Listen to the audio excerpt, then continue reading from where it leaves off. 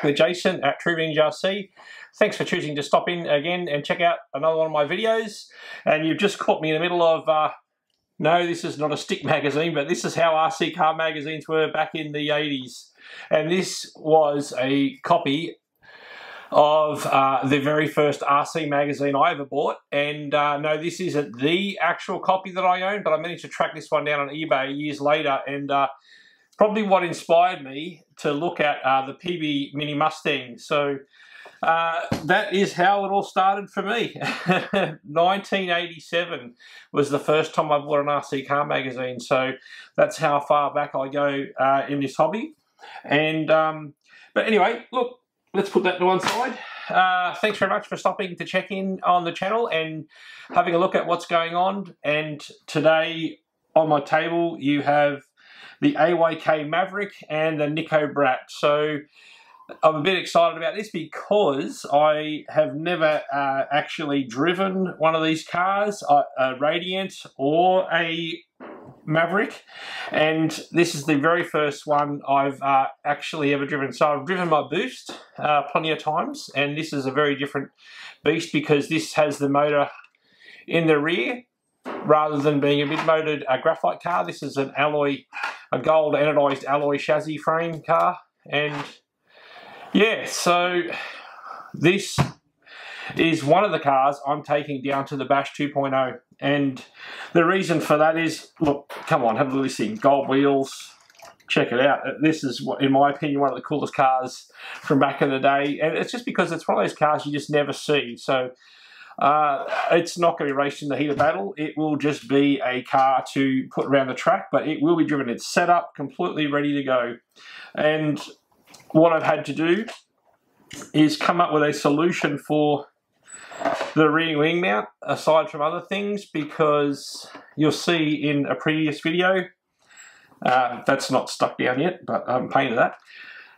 So what I have had to come up with is a rear wing mount system here. So what I've done is I've created a wing mount setup out of Kyosho Ultima rear wing mount posts with a piece of aluminium angle that runs across and bolts to the back of this shock tower. So everything's custom. The shock tower is custom, the mounts all custom. Anyway, a lot of fiddling around to make it work because this car needs to be run. You know, I've got one that's new built, which is a 2-speed. This one's a single speed, and I thought I'd share it with the viewing audience today as to what I've done, where it's going, and what it's going to do, and how it's going to do it. Obviously,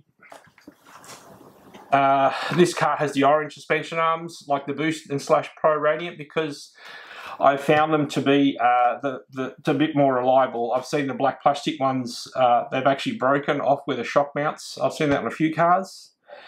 And for those who don't know this car, this was around back in, I'm going to say, the mid-1980s. I don't know exactly what year they were around because there's never a release date posted anywhere for anything, but I've modified this car a little bit just because I thought they could do with a bit of a tweak. So I talked to Paul at Berserk.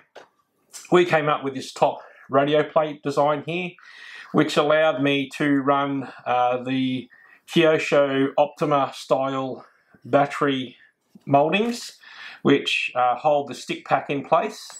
And I like the idea of moving this steering servo up into the front of the chassis because it kind of gets it out of the way, gives more room here on the radio tray for electronics. And I'm actually flexing because I've got such small electronics I can actually fit the driver dial in and it sits perfectly. So why not make it a bit more scale? So yeah, I am running a Team Race Prep stock motor. So this is a brand new motor. It's never been run before. And I've got a, it's paired into my KO EX10 Helios radio system. So this is sporting the 2.4 gigahertz SS module system, which comes into a 2.4 receiver, and I'm running a VFS1 electronic speed controller, and I think that's a competition 3. It's really hard to make out because the font is just so odd that they put it. Yeah, it's a C3 model. Not that I used it because it was tiny and it would just fit in there. So I'm running a KO FET servo, and I'm also running a nickel metal hydride stick pack, and I've even gone to the trouble of fitting the little old school 4-pin Dean's connectors, because I do like using those in all the old school ESCs and that sort of thing, just because that's what I ran back in the day. So when I started racing, that was the hottest connection out there. Even the Dean's Ultra plugs weren't even out when I was just starting out. So I still run them now. They work just fine, believe it or not. So anyway, let's switch her on and show you guys what's going on with the car in action.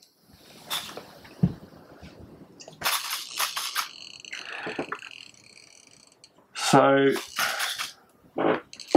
there's the steering servo there. Pretty simple. It's a rather rudimentary front assembly that runs down here of this steering assembly. I don't particularly like it, and I know why they modified it in the Pro Radiant / Boost. Because I also find that the arms actually end up touching the diff, believe it or not. So on full crank, this side here actually touches the 16-tooth side of the ball diff. I'm like, God, that's bizarre. I don't know why. Anyway, I can see why they changed it. But anyway, so this is a single speed. It's running a 48-pitch spur gear. I talked to Louis, who's helped me out with the gear ratio for this one, and I think it's running about 8.5 to 1. I think we're about there, or very close to it. And yeah, so that's the AYK Maverick. I'm not running one-way front wheels on it. It's also running the MARWAN OT66 tyres. Now, I mentioned that in my last video, so guys, do yourself a favour. You can actually track these tyres. They're great for static models, I guess, sitting on your shelf, or if you want to run around the park, on the grass, whatever, out the street, do whatever. And I've put some foam, some small foam inserts inside, just to give it a little bit of support for the tyre. And I think it's going to hold up okay going around the track. And I just want the feel of the car skating around the corners. And you know, I don't want this car to drive like a modern car with 2.2-inch wheels and modern tyres and big bore shocks. You guys can have that. That's not what I want to do. I'm all about, with some of these cars, just experiencing them close to how they would have been back in the day. And this is an example of one of those. So let's put this one to the side.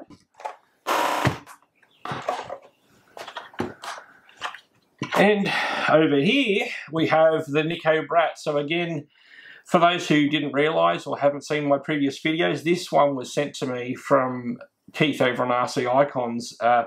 And it's just incredible that he would do this for me. And what I've done is I've completely pulled it down, rebuilt it. In the previous video, you'll see that I've worked out the gear ratios so that I could get the motor to work efficiently. And it's running a 16-tooth pinion.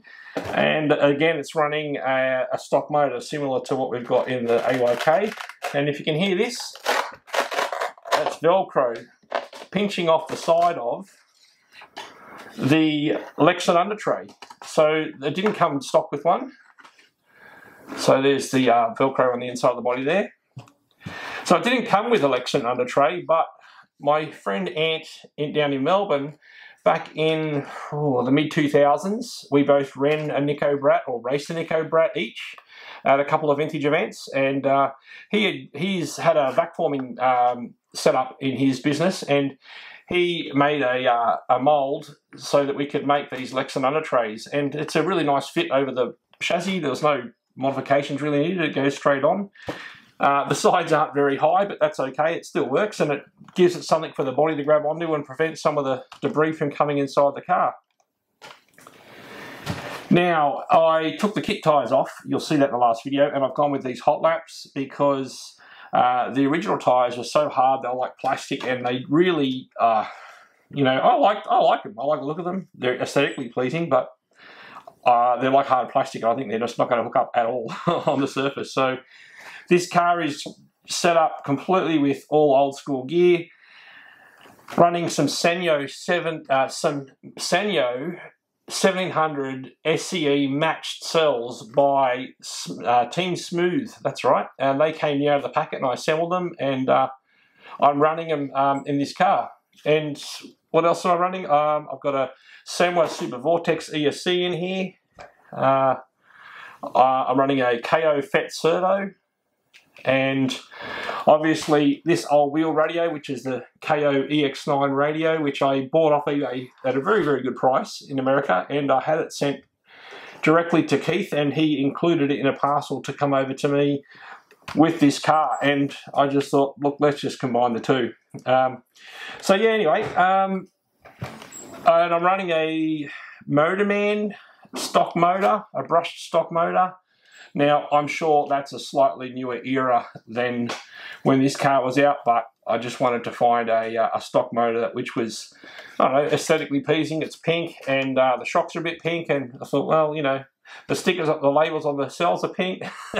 Some of the wires are pink. Let's add some more pink. So that was the reason behind that. Now, let's turn the radio on. Hopefully we won't get any more interference, because I've got the Rode wireless mic up here, and it didn't like it the previous attempt of making this video. So let's set this over here.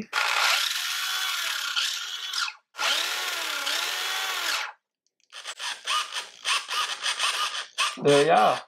So steers, forward, brakes, and that is the Nico Brat set up ready to go for the Bash 2.0. So again, this isn't set up to race in a class. That's not the aim of these couple of cars here. This is more the case of maybe for an exhibition or something, maybe on the practice days, I'm not sure yet. But I did say to my friend Ant in Melbourne, Aunt Louis in Melbourne, he can take the wheel and he can have a drive of this car around the track, and I'll be chasing it after it with a GoPro and the GoPole and dodge other people's cars and try not to annoy people too much. But I really want to get some video of this car in action, and that's exactly what I intend to do.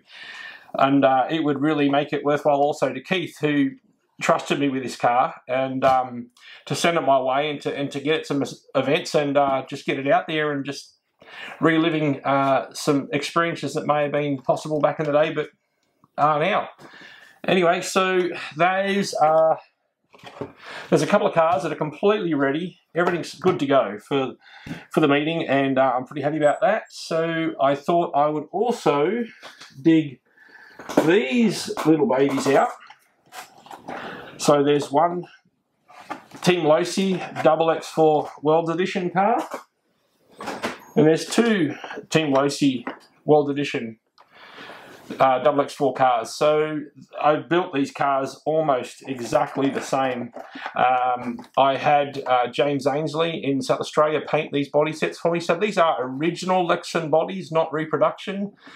Took a while to chase those ones down, but I had him paint them up, and I've also sent a pair of repro bodies to Louis in Melbourne, who's also a mad Losi fan, and I did ask him, oh geez, since the last bash, if he could paint up some bodies. Now, I don't want it to mimic exactly his own cars on the track, but I said I really like your style, and I like the way you do it, I like the colours you use. So hopefully we might see those by the bash. So it's been, I don't know, 6 months he's had them, but worst case scenario, I'll have these tyres, these bodies to run if Lou doesn't get the time, because I know he's going to be very busy down there. So yeah, I've got two cars set up for two different classes, and I've set up the internal gearing. So this will be the 21.5 car, and this will be the 17.5 car, and this will be the car that's raced down there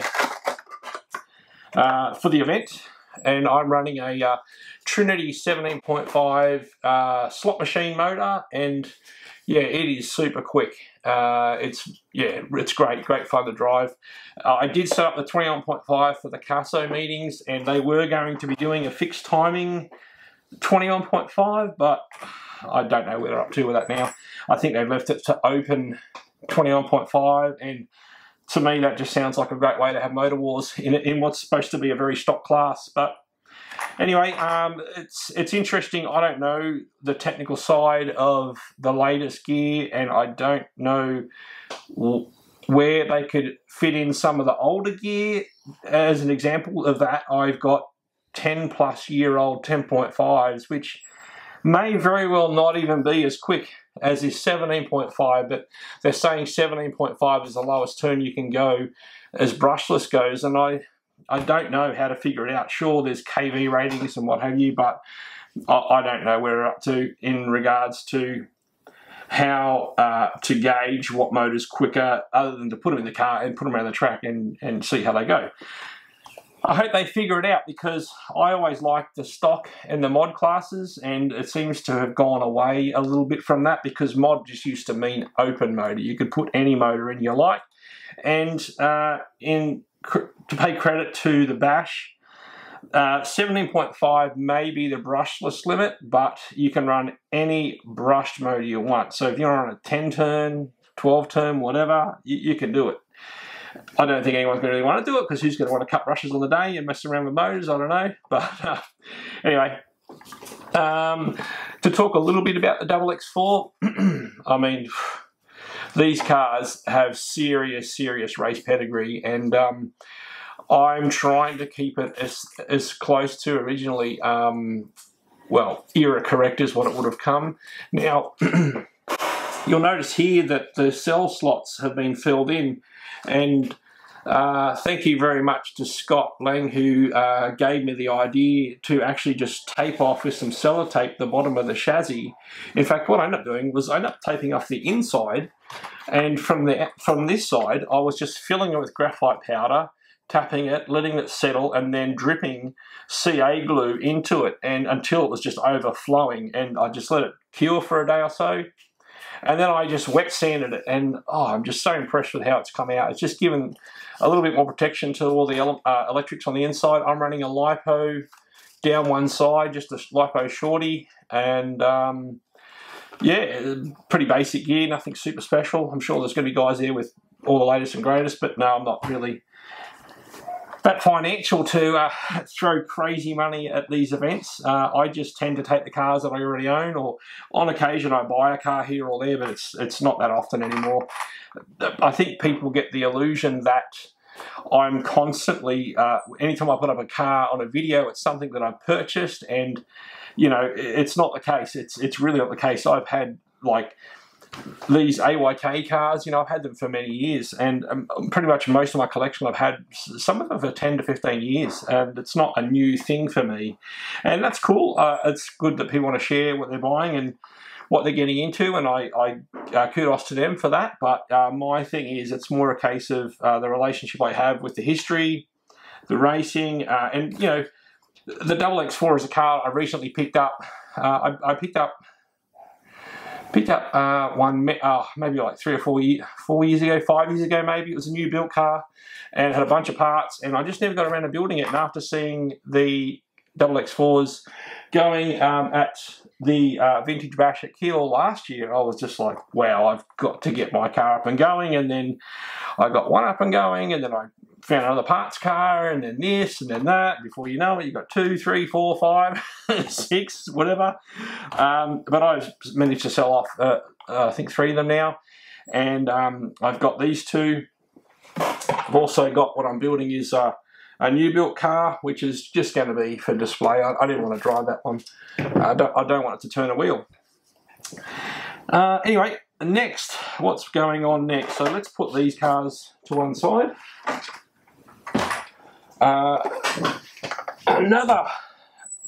Another big thank you to Keith over on RC Icons.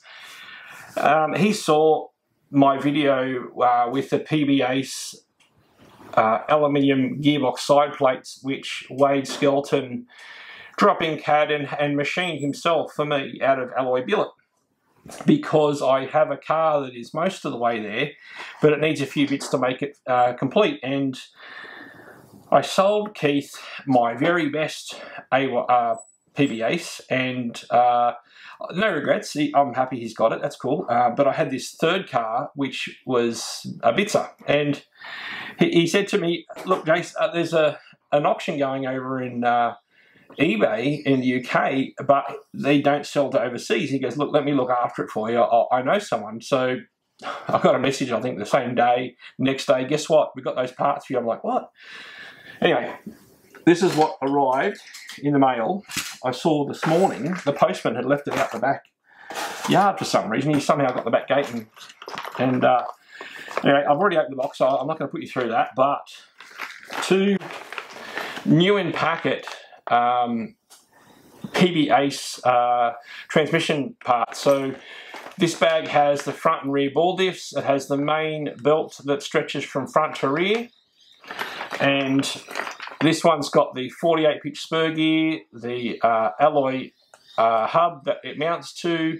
There's the lay shaft here, and then you've got the top lay shaft pulley and some other odds and sods in there, and those two combined will definitely help me get my drivetrain together. Now, I do have some parts that got me a long way, but not this far, and it just blows my mind that these things have come up. So that Keith would jump on the bandwagon and come and help me. So it also came with this brand new Lexan gear cover, and before these were being reproduced by Penguin over in the UK, good luck ever having found one of those. Like, seriously, it blows my mind. I've looked for a long time to find PB parts on eBay or user groups, and anything from the PBA, good luck finding anything at all. Used, whatever, let alone new in packet. So we've also got the lower chassis plate, which also has still attached to this on this sprue is this component here holds the front sway bar. Yeah, that's the locating plate for that. We've got the top plate here, and then there's one last component, and anyone who knows this stuff about vintage RC knows that this is not a PB part, and those with any knowledge of vintage RC at all will know exactly what this is, and this is the backbone or graphite backbone brace for the Yokomo 870C/YZ10, so the 87/88 model Yokomo dogfighters. So yeah, they're not an easy find either, but somehow this was in with that lot, and very cool. So what can I say, Keith? Mate, Keith would not take money for these parts, and I said, look, how much were they? Let me know. And he said, it's all good, it's just coming your way. So they arrived today, and to the viewing audience, I've just got to say to everyone, Keith is an amazing guy. He's very selfless. I talk to him regularly, maybe more than he wants to. But you know what, we've become great friends, and I really appreciate the friendship. And also, I've been talking to Wade. He's going to help me out with some other bits and bobs that are going to help pretty much, I think, complete the Ace. So he's got some parts there, which he has in his spare pile of parts. And there's going to be a second PB Ace going. So one will be just for the shelf. I don't even want to drive it. And another one will go to the track. And it won't be to this meeting, I'm afraid, because I just don't have enough time and I don't have all the right bits. But it will go to a track at some point. So anyway, so what's left? The Bash 2.0, guys, will be there 2 weeks from now. In fact, we'll probably be sinking a few beers by now after the Saturday event, and I'm looking forward to it. It's lots of good guys turning up to these things. What have we got? You've probably seen in the back of here the video from I was shooting from last year over at Keilor. It doesn't really matter what you turn up with. I saw a guy turning his, to me, a fast attack vehicle around that track. You know, all sorts of cars, Hornets, Frogs, whatever, top end race cars. You had like national champions turning up with this thing. You had guys who've never driven before. One chap turned up with a completely cobbled together car of bits and pieces from other cars, and he actually got it around the track quite respectively, and that just blew my mind. So it's a lot of fun, even if you don't want to race or you're intimidated.